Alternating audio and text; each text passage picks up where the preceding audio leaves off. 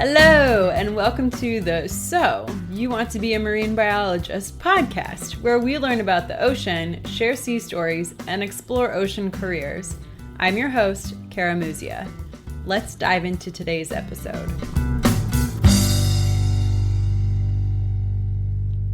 Hello, mermaids, pirates, ocean lovers, and land lubbers. Welcome to today's show.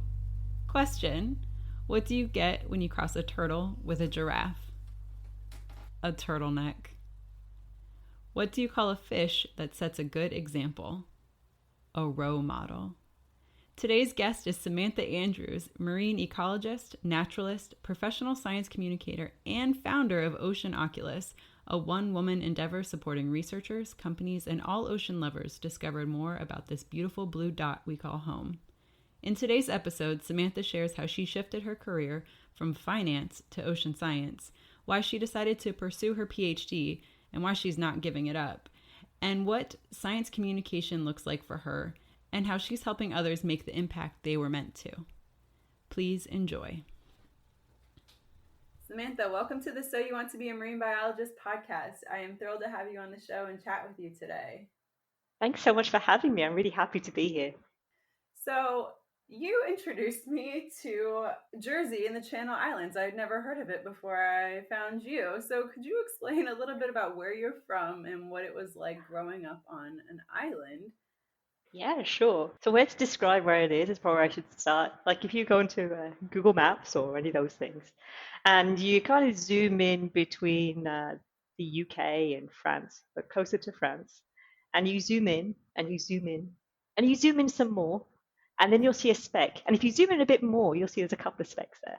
And one of those specks is Jersey. The official line, or the line I used to use when I used to work for the Jersey government, was a peculiar independency.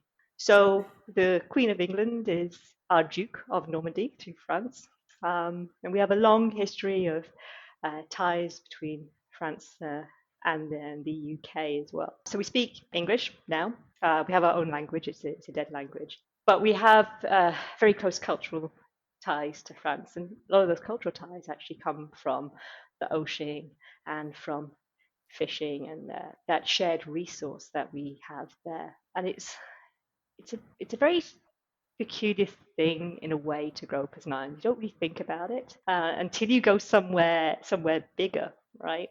Because where I grew up, I'd go to school and I would have a lunch break, and for our lunch we would go and sit on the beach and play in the ocean, and then we'd go back and go to school, and then after school we would go back to the beach and build sandcastles and run around, and the tide would come back in, it would get in the water, and then my dad would finish work and he'd bring the barbecue down and would stay on the beach basically until this tide had come so high in we were forced off the beach because there was nowhere else to sit. And that was our summers. We were playing on the beach in the sand, in the water. We were rock pooling all the time, watching people doing all sorts of like crazy ocean sports, getting excited if we saw a dolphin or the seabirds. Occasionally there might be a small shark in the water or something like that. It was great. It was wherever we were like 20 minutes from the ocean. It was completely all around us. You could smell it everywhere. It was just ingrained, I guess, in our life, but in a way that we didn't realize. Like I didn't realize until I went to England, mostly when I went to do my master's. So I did my master's in York, in the north of England, and the ocean was, I think it was an hour and a half drive away. And people say, "Oh, you're so close to the ocean up there," and I really felt very disconnected.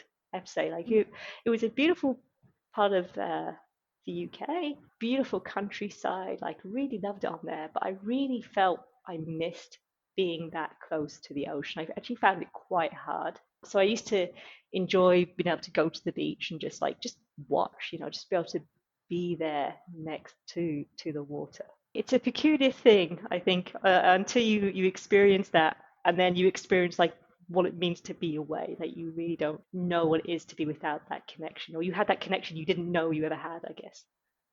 Right. Yeah, that makes total sense. I read that when you were 15, you took a career test or an aptitude test, and it gave you conservation as your result. And that makes total sense, kind of growing up on this idyllic island and having such a connection to nature and the ocean, that would kind of be a natural inclination.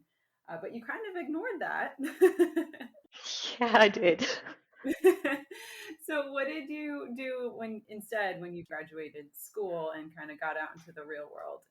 Well, so I finished school when I was 18, which I know is a bit different over in the States. Finished a lot later. So 18 finished. And then I decided to go to university. But I decided I was going to be a counseling psychologist. This was going to be my future career because I couldn't be a conservationist because on this computer program it told you that there's no jobs and there's no money, which actually was an element of truth of that. But I kind of decided at some point when I did this program, I was 15, I can't have a career that I can't afford to eat. So I just decided I liked psychology and that was what I was going to do. And I went to university and I went for 3 whole months to university when I was 18. Um, so there was nothing. It's one of the things I still can't place exactly what went wrong. The first 2 years of the program were pretty identical to the psychology course I did between the age of 16 and 18. So it was going to be like an easier ride for me than for other people who had done different programs. It was just a coincidence that the modules were very, very similar. But it just didn't gel right. Just the place I was, I guess, and the course and the people. I was living in a big city. I thought, I was 18, and of course I would want to live in a big city. It's all the exciting things happen, but I didn't actually. So I ended up leaving after 3 months, and there was a bit of a financial reason for that as well. So Jersey doesn't have any universities. Wherever we go in the world, we're considered international. So our fees are always quite high, but our government will help support us for our undergraduates. They do like basically a means tested thing based on how much money your parents, and then they give you money basically to help you pay for those fees and some of the living costs as well, which is incredibly generous. But of course, they have a cutoff, right? That if you want to leave your program for whatever reason, that they kind of need that money back if it's possible. And there was a bit of confusion about, when that would need to be. And for a while, I thought, my gosh, if I don't leave by this day, I would have to pay them like £13,000, and 18 years old and just their school and £13,000, it was the end of the world. So I quit, but I never regretted it. Whatever happened there was definitely a good decision. But I needed to work. I needed to find a job. So I went back home to Jersey and I went to a recruitment agency. And, here I am, I'm looking for a job. What are you interested in? I don't know. I just need a job. Right now, that's my priority. Had fairly good grades at school and ended up working for a small finance company, which I didn't find very interesting in itself, but the people were nice. Because it was small, you had to do a lot of different things. So if you work for large companies, you have a role that tends to be fairly fixed. That you have certain jobs that you will do, and you do those same jobs in and out, and depending on the nature of the job, there may be more or less variation on that. But with a small company, you tend to have to wear multiple hats, which meant that the job was, even though it wasn't exciting for me, it made it a bit more interesting. And it gave me a lot of skills, actually. When I think back, when I left that job, I walked out with a lot of skills that I wouldn't have had if I just gone and worked for, one of the major banks or another very large company, administration type company. Yes, I did that. And then I had a couple of other jobs, like weekend jobs and evening jobs. And I was kind of just bimbling away with my life. And at some point, I decided that I didn't want to stay in Jersey all my life. I really, really, really wanted to go traveling. So I started saving up money and working more jobs. And eventually, I took off around the world. And I spent, I think it's like 4 months in Sri Lanka, where I worked for an NGO helping people just after the tsunami. It was actually an NGO that was working with local organizations in Sri Lanka get help and resources and finances so they can do the things that needed to be done within a community-based situation. So that was very, very interesting work, very eye-opening as to how different types of organizations work within an emergency situation and how they interact with each other. So yeah, I was there for 4 months, and then I had a stop, I think, in Singapore for a month, and then I was in New Zealand for 6, 7 months, maybe a bit longer. And I loved it. Loved it. I just turned up, bought a van, drove around, saw stuff, had brilliant time. It was amazing. Gosh, it's just was an amazing place, and the people were so kind and so considerate and open and excited, and that's something that I really liked and I really found motivating was that it wasn't just that they were happy, but they were happy and excited for you. And it was like everyone I met, they wanted you to experience good things and have good things because that's what you should have. And if you want to try something, you know what? You should just go and try it because if it doesn't work, well, it's all right. You just pick yourself up and you try again. And it was wonderful. It was the country itself, but also that kind of attitude. And I think it's one of the things that actually kind of spurred me into thinking as I got kind of towards the end of that trip, and I burnt through all of the savings I ever had and all the thing I had. It's like I have to go home soon, and I didn't want to go back to the kind of work that I was doing before. So I didn't want to work, for a small company like I was, with lovely people, but a work that I did not really find fulfilling. And the same, I'd also worked for my local government as well. Again, nice people, but the work itself was not fulfilling. And I really wanted to get back in touch with what it was that I cared about. And that was this conservation thing and the ocean. Yeah, I was trying to really kind of think about how I could pull those things together. I thought, well, you know what? You can do that. Why can't you that? So what? You're kind of getting on a bit now. I think I was 27 at the time, right? So I'm a bit older than most people are when they're starting to think about going to university. But I thought, well, why not? Embrace this wonderful atmosphere and the positive thought that I experienced when I was in New Zealand. Embrace that and try and do something. So I started speaking to some universities whilst I was in New Zealand, which was varying degrees difficult because we didn't have the same kind of technology we do now with Skype and all that. It wasn't quite as easy, but I managed to make it work, and they were very enthusiastic. But what they said was, Sam, you're kind of getting older now, and you might need to do some more qualifications before we let you in. So I went back home, and then I got a job. It was a horrible job. I describe it as selling my soul to the devil. It was actually working for a very large banking corporation. When you walk in somewhere on your first day, you just feel everything's just been sucked out of you. Oh no. Really, the reason why I took that was because it was fairly well paid. And I knew that I would need to save a lot of money. So I went back home, I took on this job. I actually took on 3 jobs at the same time. And then I was doing a distance learning program, which was the equivalent of a first year of actually a university degree. So I did that. This was through Open University? That's it, yeah. Wonderful institution. People in the UK will be very familiar with Open University. Yeah, I think that we have a lot of lessons actually to teach to universities who've had to go through this process now with COVID about distance learning because they were designed from the bottom up to do that, and they did it in a very well, actually, very well. But anyway, that's another story. So yeah, I did this program. I worked my ass off, and then got the money together, applied to university, and they accepted me. And at 28, I went back to school, as I call it. Moved in to undergraduate housing with 5 lovely 18-year-old boys, and I'm 28, so I felt, got quite old at that point going in there. But yeah, and that was it. Then I was in, as it were. Right.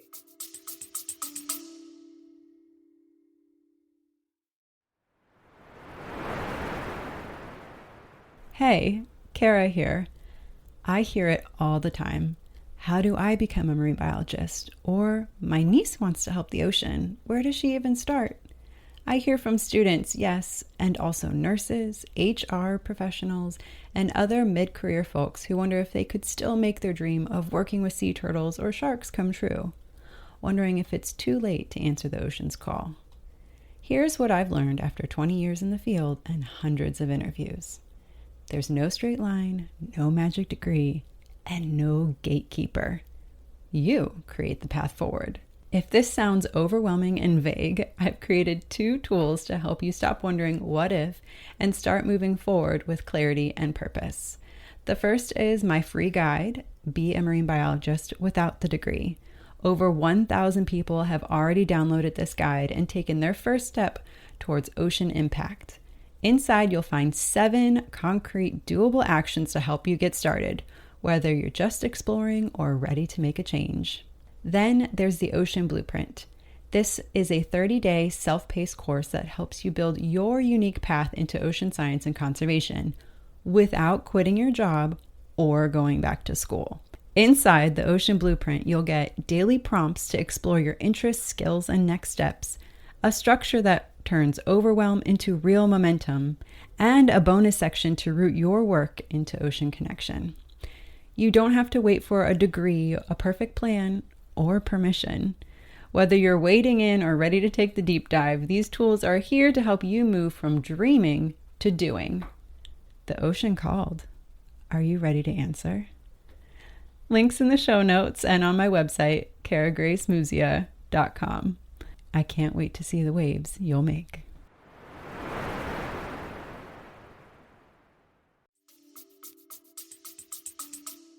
So, you had this degree from Open University. Why do you, I'm not familiar with Open University. Why did you feel like you had to then go to an actual university? You couldn't keep going with Open University?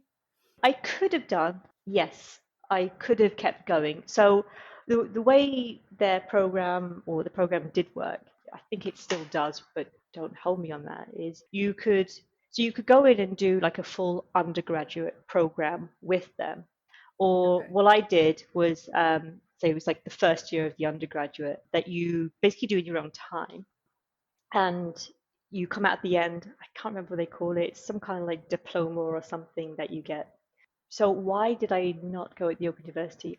I'm not 100% sure. I think one of the main reasons was to do with the field work. So the course I took was with the University of Exeter in Cornwall, which is in the southwest of England. So again, very coastal area. But one of the things that really interested me about that program was they had a lot of field work.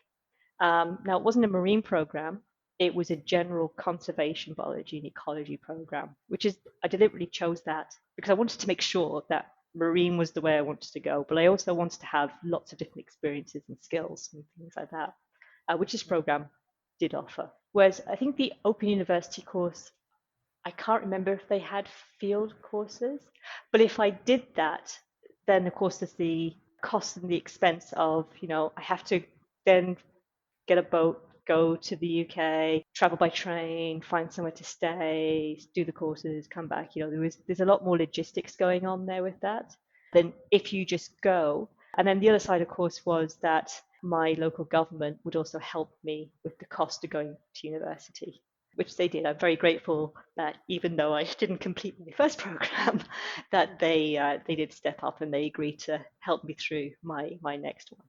I love that. I love that they were, and it's not like you quit and then a year later you came back. Like this is 10 years later and they still funded this education opportunity for you, which is really, really quite special.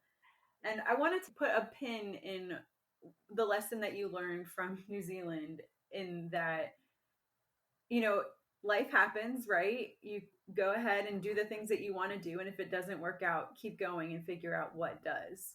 And I like that it seems to have stuck with you quite strongly as you kind of like move through your career. But I think it's just an important life lesson for everybody in that you're going to fail. Period. End of story. And if you're not failing, you're probably not living the best life that you could. So like failing is just totally a part of the human experience, and just getting comfortable with it and being able to like work through it is important. So I love that you had that experience in New Zealand and that you brought that up today. Yeah. I hadn't really thought about it too much before, how important that was, but Yeah, I'm all about it. I'm like, yeah, let's bring that up. So you went to University of Exeter. Why did you decide to continue on in your education? Did you just love your program so much and you just wanted to learn more? What prompted the master's and the subsequent PhD? when I decided to go back to university, I decided that I wanted to be a scientist. Okay. And I wanted that to be in an academic setting because I'd worked for government before. No, I hadn't worked as a government scientist, but I knew what life in a government setting was. And it's not, I'm saying it's a bad thing, but it was different. I guess I was interested in that freedom that you get as an academic, which comes with its own set of challenges as well that people working as a government researcher don't necessarily face. They have their own unique challenges, of course. But I was really interested in that ability to be able to frame your own questions and solve problems that matter to you. Obviously, as long as you have funding to answer those questions as well, and subsequently hire PhD student and master students. And I found that quite interesting. I liked the idea of being able to help people to not only to do something to best themselves or find something that they enjoyed, but to do something that would be useful for, I guess, for the greater good, as it were. Mhm. So that's why it appealed to me. And of course, like if you want to work as an academic, you need to have a PhD. And if you want to have a PhD, well, at the time you needed a master's. I know now there's much more flexibility where you can go from master's and roll into a PhD. But it's less common now that you get people working in academia with just a master's. Mhm. I know it used to be the case many many decades ago.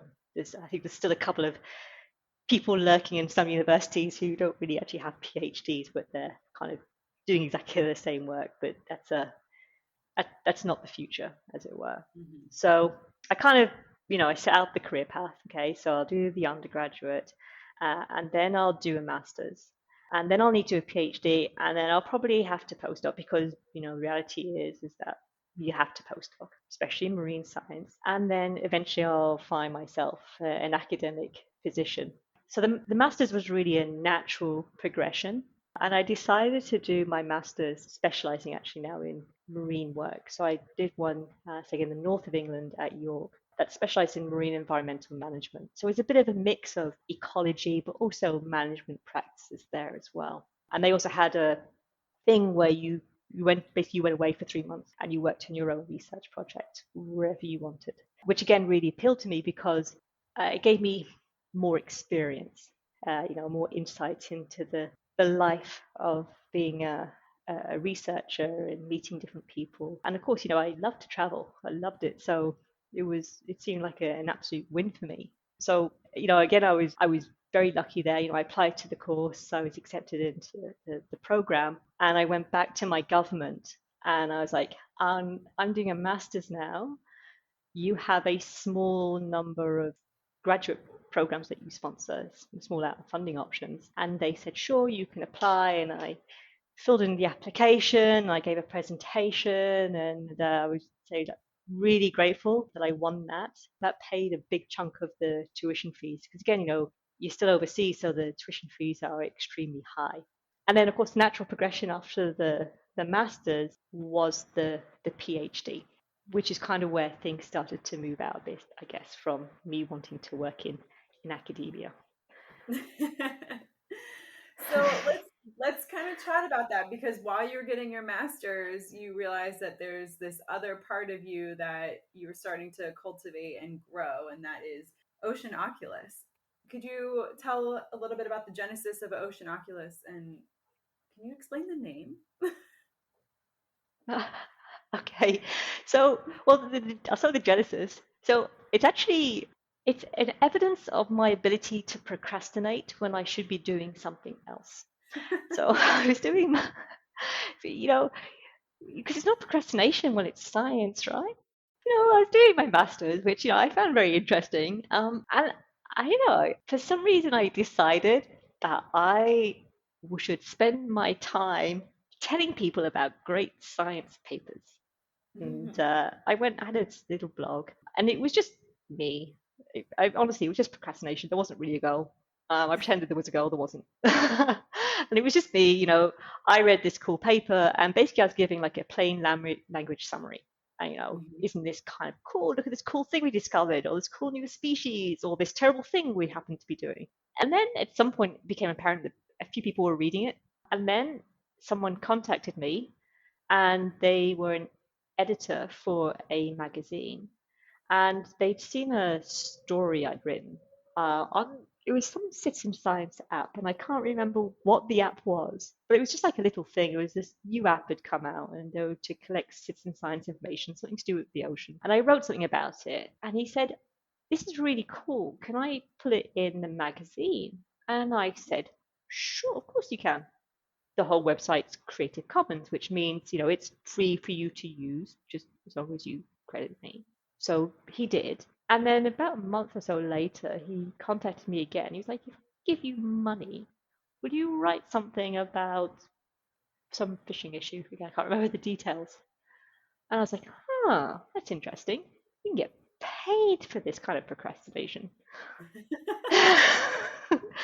So I said, yeah. And then spent an inordinate amount of time writing something that I think now, quite frankly, is terrible. Um, but It's basically, part of the growing process. it is. I was over worrying and stressing out about it, and the money was terrible. And he told me the money was terrible, but I was just kind of excited about that. I was kind of excited to be able to research something and to pull that information together and tell a story about that. Yeah. And I liked that.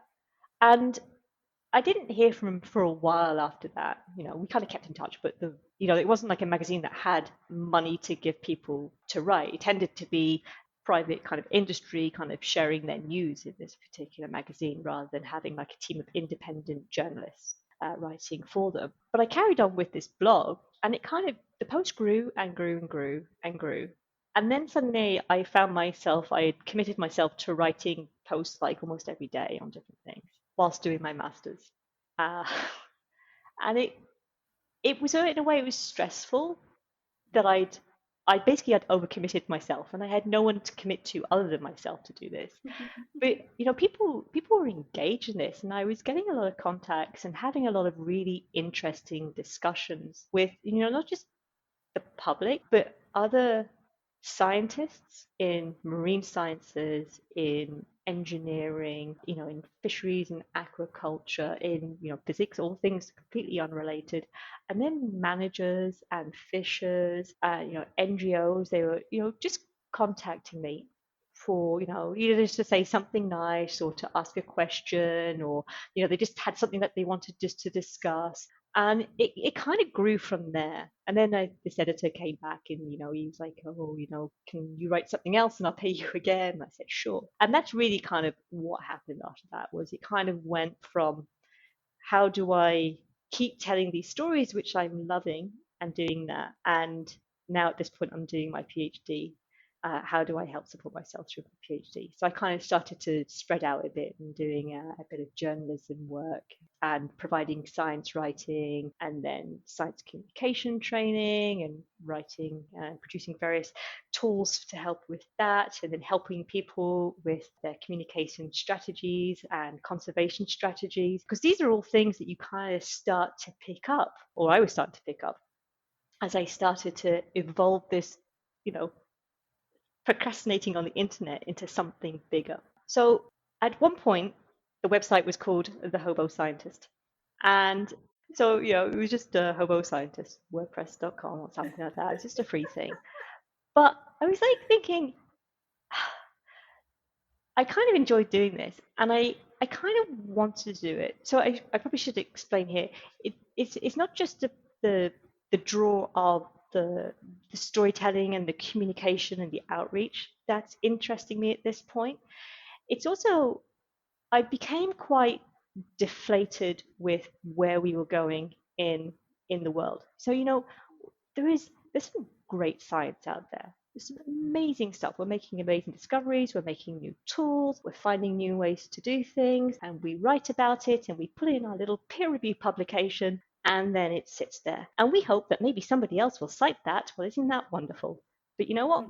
We're still trashing the world, still burning things, we're still overfishing large places. We still got people who are suffering insurmountable amounts of food security. We're rarely fixing our problems with the actual science. And it's not that science is bad or not necessary, it absolutely is necessary, but there's a mismatch between the work that we as scientists are doing and the actual on the ground change. And a lot of that comes down, I'm going to put down broadly into communication in a way, but it's not just communication like I need to tell you about this thing, so you will feel that you should do something about it. But it's also about giving people the tools that they need to overcome problems, to figure out how we can work together to solve these problems, to find the benefits of solving these problems, and really, at some point, getting that political motivation, but also I'm not sure how to phrase it. I'm going to call it a capitalist motivation because our society is very capitalist. We're very dominated by large corporations that want to make lots of money. And we need to find ways to change that conversation around. So, great, do the best science you can, but it's not going to matter unless we do something with that, or the multiple pieces of science try and work together to find a solution. So that's really, at that point, I was thinking in the early stages of my PhD, I don't want to go into academia. I don't I'm just going to get angry. I'm going to become one of those activist people who just weighs things around and doesn't do very well because they doesn't want to publish in Nature and Science and all those kind of greedy journalists. It doesn't interest me as much anymore.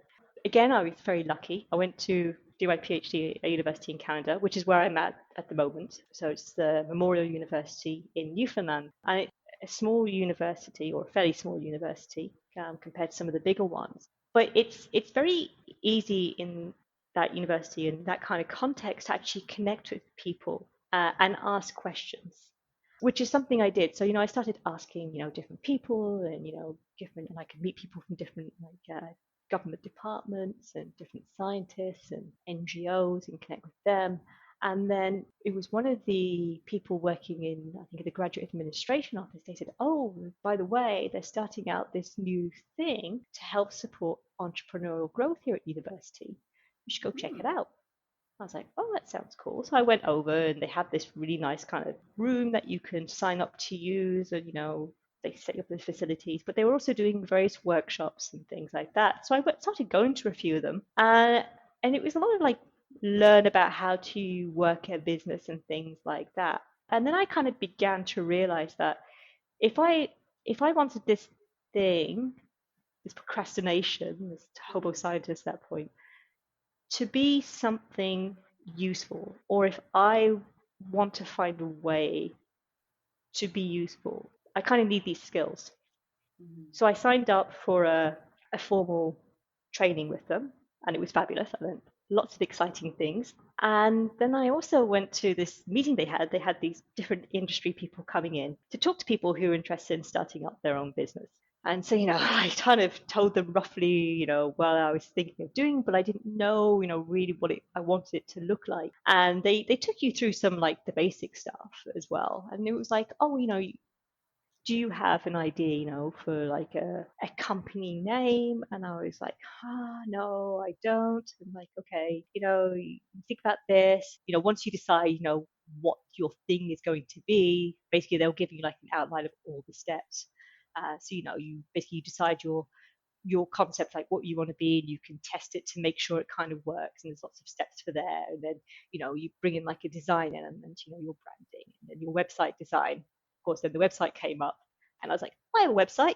Here it is, the Hobo Scientist. And then they just laughed. They were just like, that can't be your business name.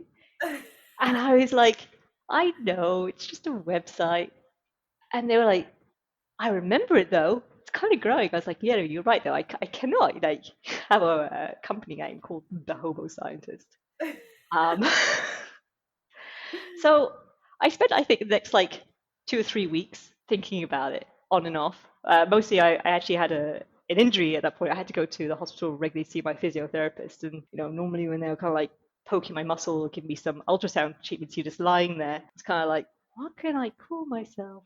And then I don't know how Ocean Oculus came. It just appeared, and I was like, oh, that worked. I had a few ideas before, and then because I'd been told this, that like if you come up with a name, you want to check to see if the domain is available because that's quite important, and you want to make sure you haven't got any copyright infringements and all the rest. So I started going through all that with a few other ones, but Ocean Oculus there was nothing. So I decided to make the website, and then I think it was a few weeks later than I saw there was this Oculus Rift.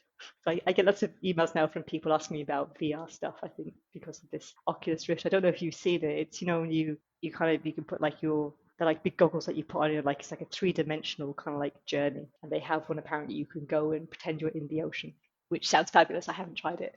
Yeah, no, I haven't heard of this. Yeah, but I think the glasses or the goggles, I think it's called Oculus, and then they have it's like Oculus Rift, and then it's like Ocean Program or something like that. Okay. So, so I started worrying for a while. And I was like, oh yeah, I don't know. I can't really think about changing it right now. It's fine. Right. I was there first. Who do I think they are? Yeah. So yeah, it kind of that's how the name randomly came. I can't tell you exactly why, but it was kind of like this evolution of needing to do something. And what I have now is, I think it's a growth of what that's going to look like. So when you look at it, it may look very organized on the outside, but behind that, there is just me trying to figure out what I can do well to help us take better care of the planet. In effect, that's what it is. You have quite a bit on Ocean Oculus's website. I mean, we chatted a little bit before we started recording about your ocean opportunities, which I want to dive a little bit more into. But you also offer, your workshop trainings, just the ocean stories, and like the blog posts that you still have on there. Like I read through a few of them, and they're really interesting. So there is quite a bit on there for sure. I like that a lot. How does this all tie into your PhD? Because now you have a business and you're getting your PhD. That seems like a lot. Yeah. So the other side to the story is that I took a PhD on which it wasn't my dream PhD, but an opportunity came up again with very nice, kind people. So I took it, and they've allowed me to reframe the PhD into something that's more interesting for me. So what the PhD is looking at is how basically do we create area-based management tools like marine protected areas for species that move around about. So if you think, if you have like a typical protected area or a nature reserve or something like that, it's an area that you draw a box or whatever kind of polygon shape it is. And then you say, okay, whatever happens inside this area, we're going to try and take care of nature a little bit better than outside. Of course, the reality is whether that happens is a different thing, but that's the basic premise of them.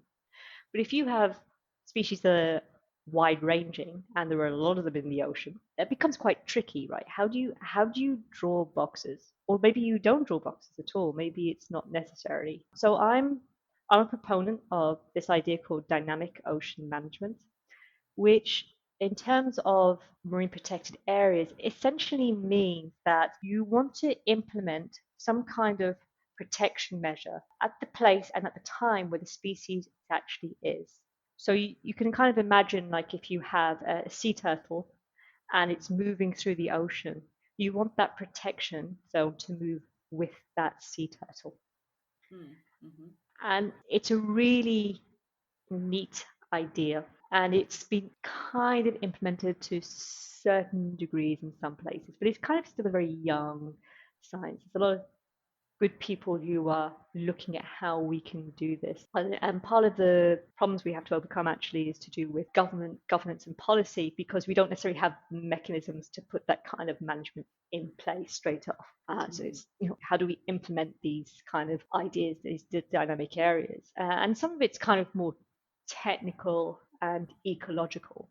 So some of it is like we just don't know where the species are to protect them, which of course is a huge problem in the ocean because mostly you can't see where things are. So there are different ways to approach that. And one of the ways to approach that is basically to model where you think the species are most likely to be. So you have this thing or this family of tools that you can broadly call species distribution models, which is what I've been using. So basically what you do is I take a bunch of data about the species I'm interested in, and I take a bunch of information about what the ocean conditions are like. And then I can put that two things together and I put it into some kind of fancy pants algorithm and it does some crazy calculation and then it goes, bing, we think we know where your fish is likely to be at this particular point in time. So I did that for a very small fish that's found throughout Atlantic Canada called capelin. It's kind of like an anchovy or a sardine, one of those little tiny fishes, and they're super important. They're called forage fish, like all these fish, they're called forage fish. And basically it means that everything wants to eat you. And they're often considered to be keystone species or linchpins of the ecosystem that if you take these species out, then all the things that eat them are going to suffer.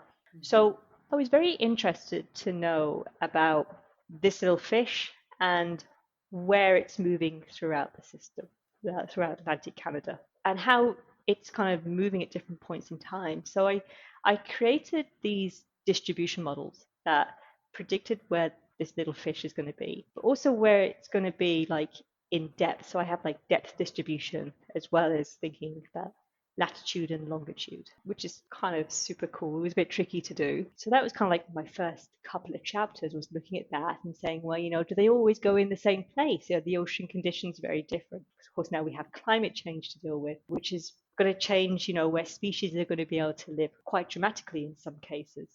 So I started looking at, using these models to try and predict the stability of where I thought the fish was most likely to going to be at any given point in time. Where are they located predominantly? They live, so they're a pelagic fish. They are, well, so it's kind of interesting actually. So they're a super important fish, but they haven't been studied a huge amount within Atlantic Canada. Now, there's some great work on there that's been done. I'm not saying that at all. A lot of it's down to where they reproduce. And that's simply because, they come inshore. So they actually reproduce on the seafloor on the bottom, so either on the beach or kind of in shallow water. And they found some other places further in deeper waters where they're spawning underwater as well, which is one of the interesting questions. It was like, why do they have this quite different kind of spawning conditions? Sometimes it's on land and sometimes it's like under the water. What's going on with that and where are they choosing? So there's been a lot of good work on that, but they're not a commercially important species. And like many other countries, if a fish isn't commercially important, they don't necessarily make the grade for doing fisheries research on. And of course, that's because government fisheries organizations, they have very limited resources. They have to pick what they're going to pick. And they have to be able to use the information. They have to be able to set things like quotas for stocks, or if they need to implement some kind of other measure there to protect fish species. So of course, capelin didn't make the grade. But what it meant was we didn't really have a full picture of where they were going. But from what we can tell, from what my models show, is that they move from like offshore from the continental shelf of Canada, and they kind of go all the way through into the Gulf of St. Lawrence and a bit down towards like the US border, and occasionally up into the Arctic as well, which is kind of interesting. That seems to be something to do with changing conditions with when the water isn't quite so freezing cold that they can they can make it up there. Really interesting. Something that's kind of hitting me right now is people ask me all the time, how do I become a marine biologist? And a lot of people have this vision of, I always refer back to like being on a boat, perfect conditions, studying dolphins. But I have some people that reach out and they're like, I get seasick, but I want to help the ocean. And, just to be a citizen on the planet, there's so many things that you can do. But if you actually want to do a career in marine conservation and do marine science, there are ways to do it. And you're highlighting such a wonderful way to do that is all these modeling methods and ways to protect in our oceans through computer programming that you really wouldn't have to spend any time on the water to do. Yeah, that's right. I haven't gone in the water at all. A lot of people, they said, are you going to collect your own data? And I would love, well, maybe not in the winter in Atlantic Canada because it's really stormy, I would be seasick, but, Right. nice, calm, beautiful day and all the rest. Of course, I'd love to be there. Because I'm looking at changes over time, collecting data from a small area for a month or a few weeks, which is more likely, it's not going to help. It's an interesting thing because, we need that at sea data collection to provide us specific information. You can tell us Right. quite detailed answers, but the other side is more what I'm doing, which is more, I'm going to say it's more broad brush where we don't necessarily have the intricacies. I don't go in there with the, I see the fish and then, I measure how warm it was where the fish actually is and how salty it was, how much oxygen and anything else that I want to know. So it's missing that level of detail, but what you get is a different generalized picture as to what's going on and what you want to be able to really understand the systems is to have both of those things come together. So it's Right. never an either or which one's best. It's like a both. And there are different ways to do marine science that suit people's skills and likes and abilities in a different way. I love that. That's such a good point. How does this all tie in with Ocean Oculus? I mean, like we said, you have quite a bit going on. You've got your Ocean Oculus business that you do science communication and trainings and amazing things with, and then you have your PhD program that is also doing amazing work, but it's not necessarily always interconnected, right? It's not at all connected. Yeah. So the PhD, I guess in a way, the Ocean Oculus, like from a personal perspective, is cathartic because the PhD, to be honest, it's been hard. I am really actually quite terrible at doing modeling. And it's brute force and stubbornness alone that have enabled me to do what I do. But it's honestly, it's awful. If I could go back in time and talk to myself, I would be like, Sam, you do not want to do that. That's not for you. It's not going to work. You just can't. You can't. And I say that. And I say it to a few people, and they say, oh, it's just imposter syndrome. Of course you can do Mhm. it. But there's a difference, I think, between imposter syndrome and just not being very good at something. And I always say to them, look, if I sing to you, you're going to like cover your ears, you're going to like recoil in horror what's going on. And then if I tell you I want to be an opera singer, you're going to be like, no, you can't be. Don't be daft, Sam. You can't be an opera singer. Stop being so silly. And that would be okay. But for some reason, when it comes to this kind of work, to say I'm really bad at this, it's something that we don't like to discuss Right. because everyone should be able to do it if we're just afforded the right opportunity. Now, could I have had different support to help me through? Of course, I could have done. Maybe there were different ways I could have gone about it, and maybe my supervisor could have gone about it that would have made this pass less painful. But I think at the end, I'm just not very good at that. And it's taken me a while to accept that. Yeah, I think I'm raising it now because I'd like it to be normalized that you can be not very good at something. But when it Yeah. comes to Ocean Oculus and the kind of work I'm doing there, I get people coming to me all the time wanting different services or needing help or needing support or direction or whatever it is. And I can do that and I help people and I know I help them because they come back and they tell me, that's a really nice thing that you did. Oh my gosh, you've helped me find this. Or because you said that, I've moved on to X, Y, Z. Mm-hmm. So rather than fighting, I guess, Mm-hmm. to force myself into some kind of modeling work, the Ocean Oculus thing is probably something that's more suited to my skills and ability. And it's something that came about so naturally for you. I mean, it's like literally what you procrastinated doing. Yeah, it is. So we talked a lot about in your PhD how you kind of feel like you're like hitting a wall and like really stubbornly trying to push through it, and it's something that you just really recognize it's not your forte. Have you thought about not continuing your PhD and taking all these lessons learned and just moving on? Every day. Every day. I mean, it's a really interesting question. I think there are a couple of reasons why I haven't. And some of them are more personal to me. And some of them I think more to do with, how I perceive that other people perceive me, I guess. Mm-hmm. They're a bit intertwined.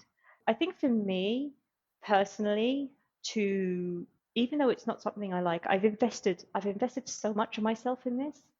From that point where I decided to go back to school to follow this path to being where I am now, to give up. And it's interesting the language, like we give up, right? You quit, we drop out. But to do that now, I kind of feel that I would be incomplete in a way. Mm-hmm. Like I wouldn't have achieved what I set out to do, even though what I set out to do was actually to go into an academic career, and that's not what I want to do. But this is the point for me. I need to do this for myself Okay.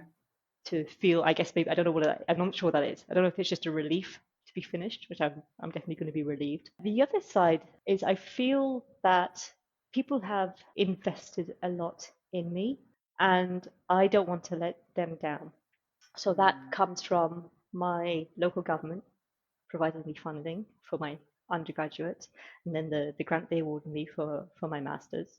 To the because that's taxpayer money. It's the people of Jersey have given that money, and I used that money, and I want to be able to give them something back. You did get your undergrad and your master's, so that was money well spent. Sure, I did, but this is where it becomes tricky, right? So I kind of feel like I need to give back for that. Now, if somebody else was to come to me and say that, I would be like, "What are you talking about? Like that's not how it works. You don't Mm-hmm. owe anybody anything." But I kind of feel I do. I feel like I guess I owe those people who give me the opportunity, including my supervisors, who have invested time in me to help me to get through this process and produce science. Again, the funding that I got for my PhD could have gone to somebody else. And I think they probably would have done a better job. So I see that I need to do the best I can with what I have, if that makes sense. How much longer do you have? So I ran out of funding last year.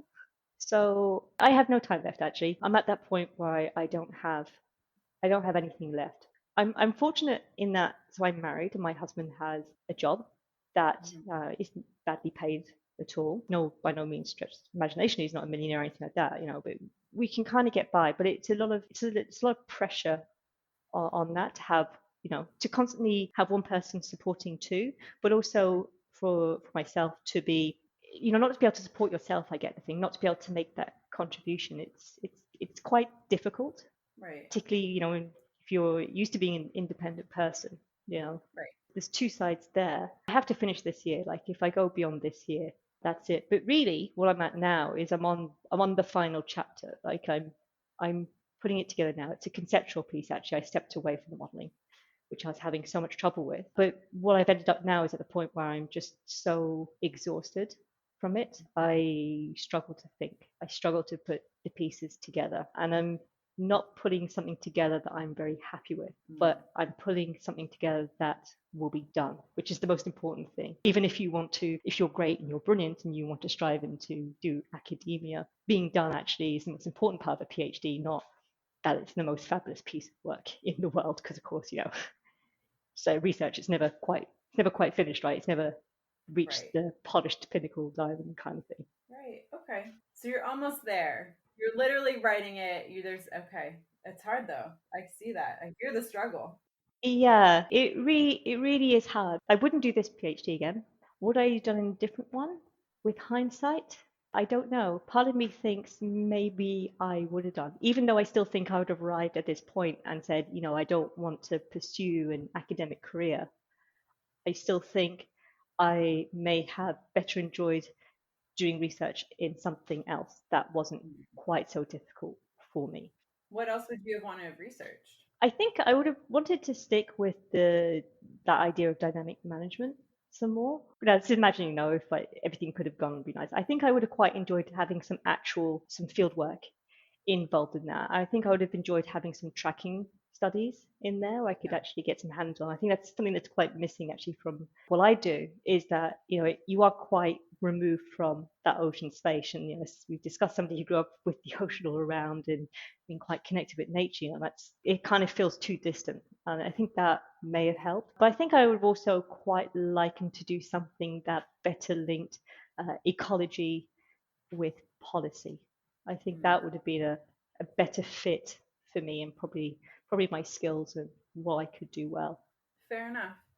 And one other question that I wanted to ask you earlier, you mentioned that in your very first job at the small finance department you had, or small finance company, you learned a lot of skills that you kind of used later. What were some of these skills that you have found applicable later in your career? Some of it was very kind of, say, job specific, but not. So, it's a finance company, so there's a lot of things about management and organization and reporting that you need to have when you're dealing with finances of different funds and trusts and all that. And I know that doesn't mean much to people, but kind of basically think about like being able to like know what your finances are doing and like how things run and how to make things better. So I got very skilled at rapidly doing work that required certain levels of reporting and dealing with numbers, even though I wasn't actually doing any math myself. There also became people skills with that.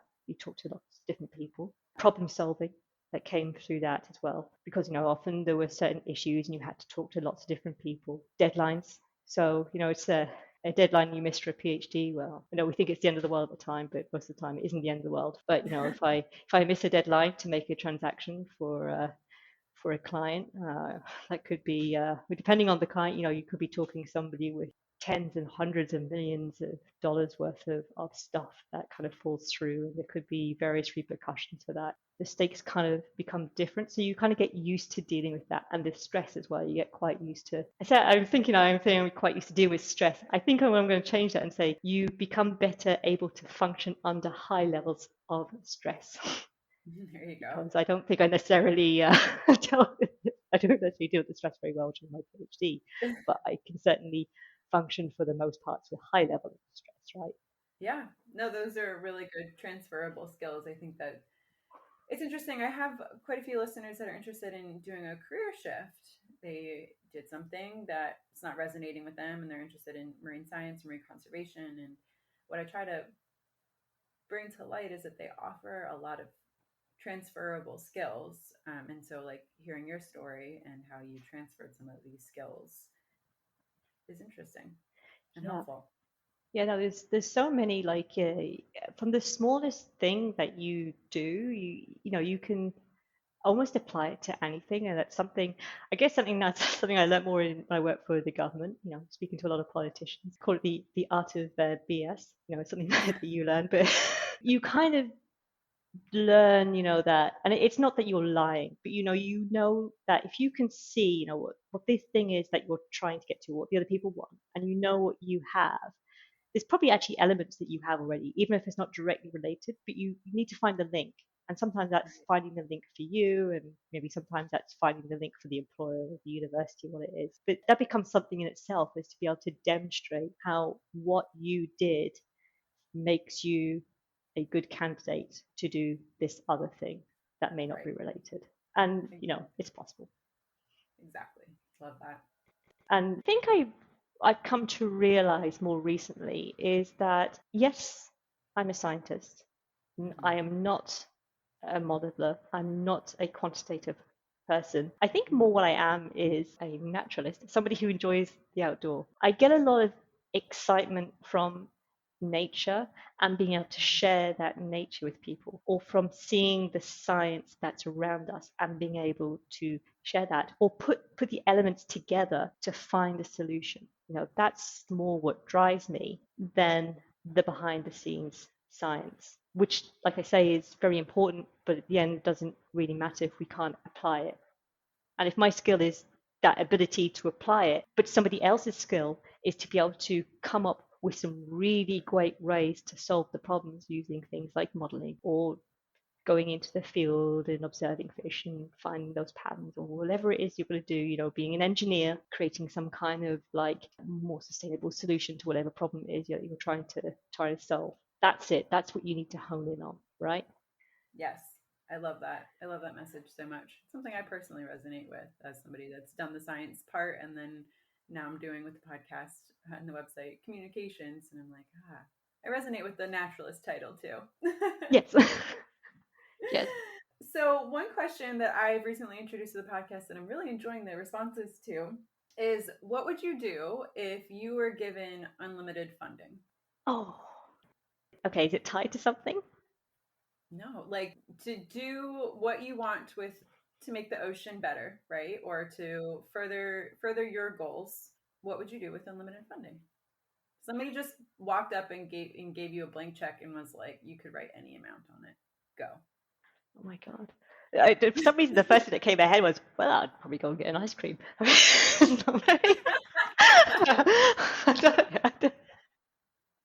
love it. Yeah, but I probably want to do more than just have an ice cream. If you think while I've got the ice cream in my hand, that's a really interesting question. What would I do with that? Okay, so while you're thinking about this, I have to tell you the thing that I found while looking up Jersey, because I was like, what is this cool little island? There was a like coffee type beverage, like iced blended frappuccino looking thing with a donut on top. Is that just like a random thing that the internet found, or is that like a staple for Jersey? I think that's a random thing the internet found. We have Yeah. something called the Jersey Wonder, which is kind of like a deep fried donut, but you only make it when the moon is full and the tide's coming anyway. It's one of those Wait, weird. what? Say that Yeah. again? So it's like you make it. I think it's you make it on a full moon when the tide's coming up. Otherwise, they'll go flat. Basically, you know what? It kind of looks like it doesn't look like a donut, like nice and round and organized. Like donuts do. It's kind of like a deep fried splodge in a pot, but it's delicious. And they're called Jersey Wonders. Um, but yeah. Have you made the Jersey Wonders, or do you just go get them from a local shop? It's actually strange you don't buy them a lot in the shops. So something that's quite sad in a way about Jersey, it's become very English-fied. So we have a lot of English shops that came over, so like the big brands. But you can still find Jersey Wonders often at, fairs and festivals and stuff like that go on normally throughout the summer. Hopefully this year, because their COVID's going quite well over there with the control. So hopefully they'll be able to have some more activities over there. And the lovely lady, whose name I've completely forgotten, see, it's a small island, right? You start to know everyone's names, will be there with her truck with her Jersey Wonders. But a friend of mine makes them. She was taught them by her gran. She's a proper Jersey girl, generations of people born in Jersey. So she has a Jersey Wonder recipe passed down throughout the ages, as it were. That is amazing. I'm gonna have to look up Jersey Wonder now. Very Yeah. cool. And when you say over there, you're in France now, in Jersey. Yeah. So even though I'm with the university in Canada, I'm in France, which was partly accidental. I was supposed to go back last year to Canada, but then COVID hit, and then I've been here. I've been here since. So I'm forced to enjoy the sun of the south of France. It's terrible, eh? Oh, you poor thing. I know. I know. That sounds amazing. All right, so back to the question. I Yes, feel like you've got enough time to get your subconscious working on a little bit. you have.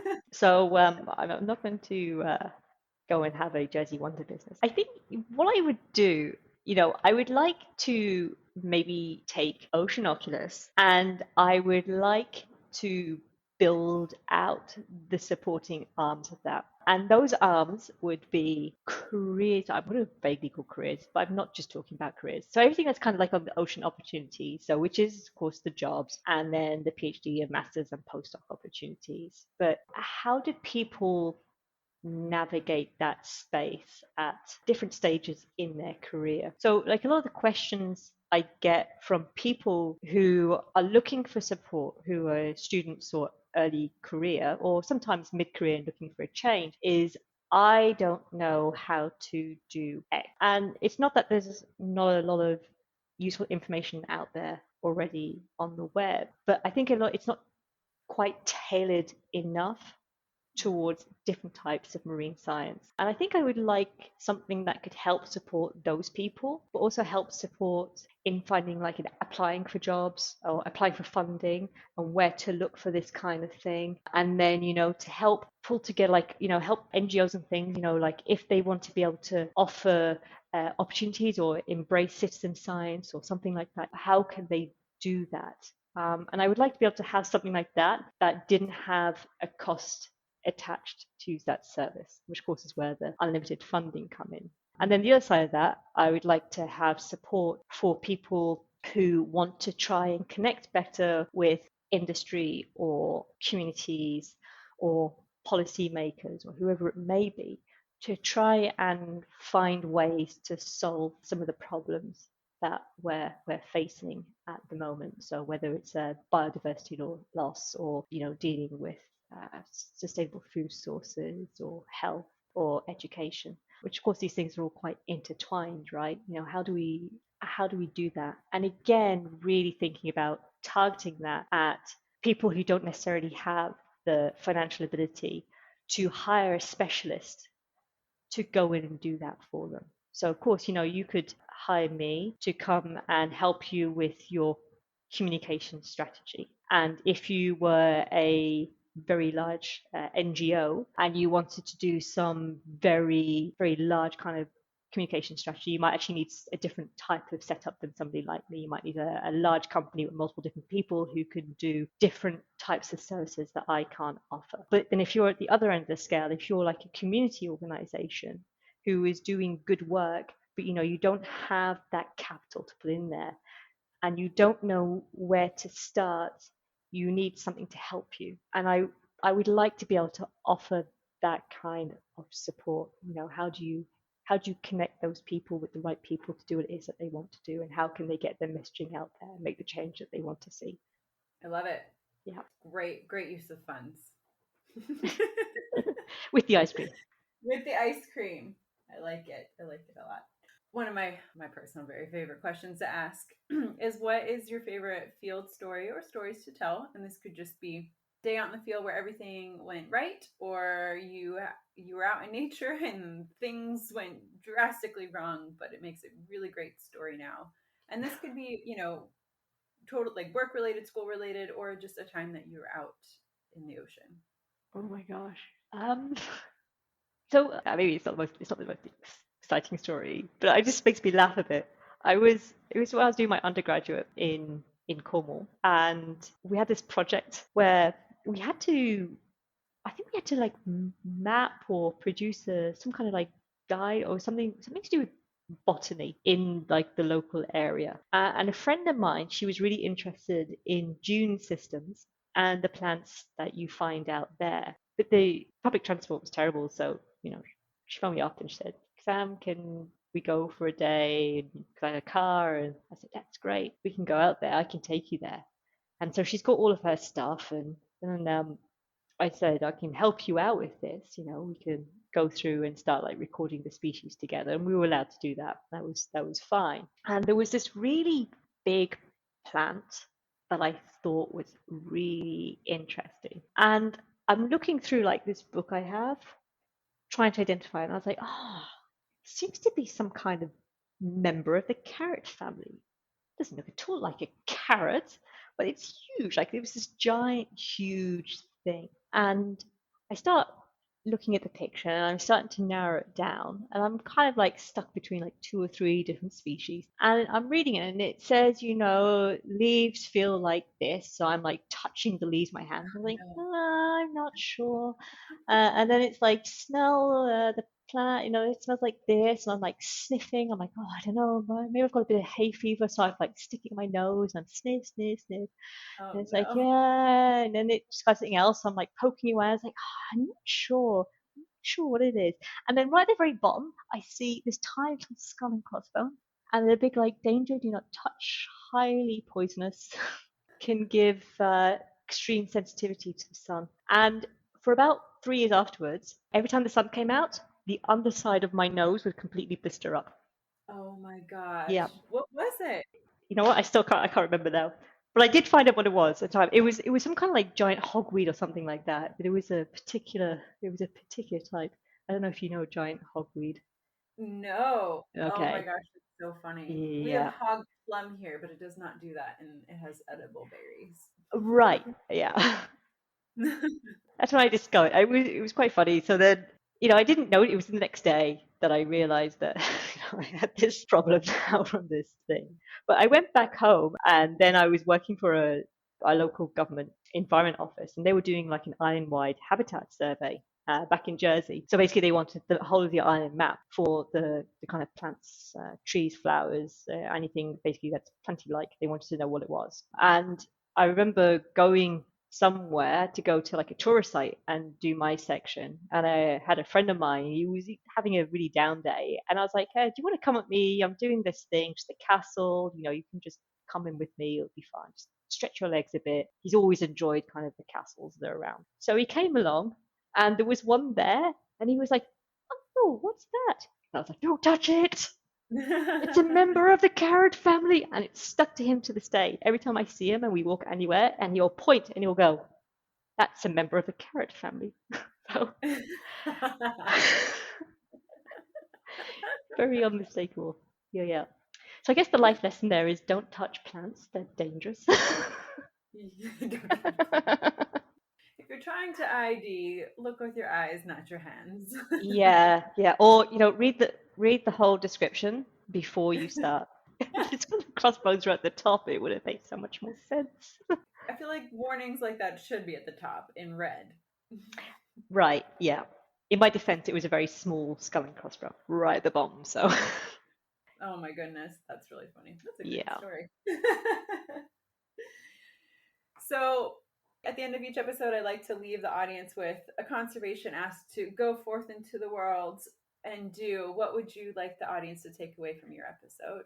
So I did put some thought into this, and it's a very simple ask, and it's use less and demand less. So what I mean by this is that it's going back to this idea that we're having a lot of problems in the world, but there are certain things that are inherent as the cause of those problems, the way that we operate as a society. And when I say we, I'm generally speaking to us in the Western world who tend to have various stages of disposable income and have the ability to acquire stuff, and especially stuff that is disposable. And so when I say use less, I'm really asking people to use less stuff.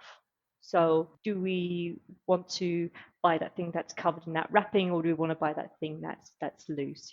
If we have the option to do that, do you really need to take your own car somewhere, or can you car share, or take public transport, or walk, or take a bike? We like to buy things that are disposable and cheap, but is that really cost effective?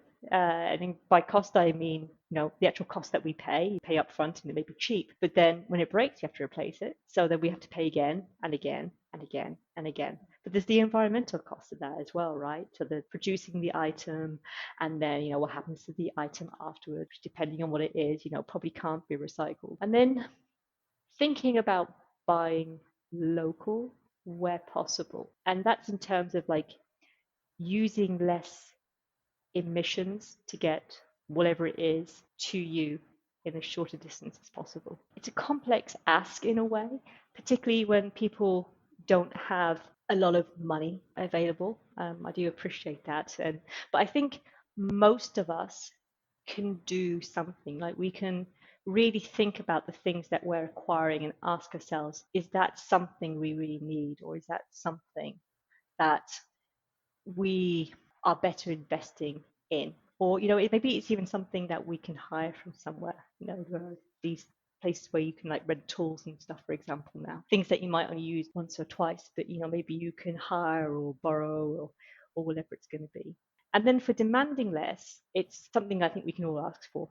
And that's really targeting things like our governments, whichever kind of administrative level it is, whether it's our local government or our regional or international government, the companies that we use, our workplaces, the universities we go to, all these kind of options that are kind of that make our world work, and asking them to find ways to use less. And on I think a grand scale, what I would like to see more is a push for this idea of circular economy.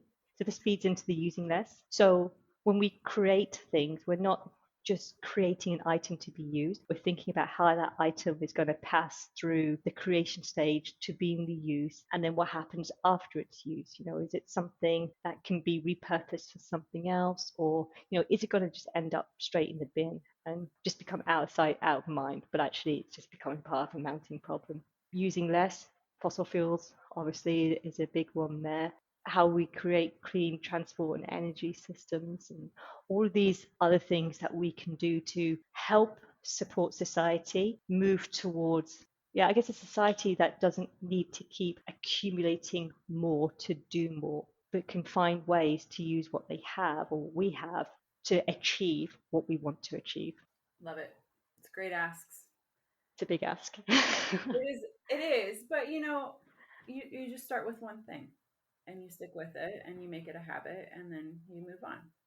Yeah, that's it. It's an interesting thing. I see a lot of people talk about plastics these days, and there are a lot of people who will quite rightly say, plastic is really not the biggest problem that we have right now. What's going on with all this plastic? But it's a very interesting material because I think it really exemplifies many of the things that I've been talking about. Like if we can find a way, not just to reduce our plastic use, but if we can find a way to harness plastic, because it's an incredible material. I mean, we can't doubt it. We can do so much with it. So if we can find ways of making that less reliant on fossil fuel and something that we can recycle and reuse that's maybe more energy efficient, all these kind of things, there's some interesting stuff that we could do with that and use that as a way to kind of bring people together to push towards this more circular system that doesn't require endless growth and endless using up stuff.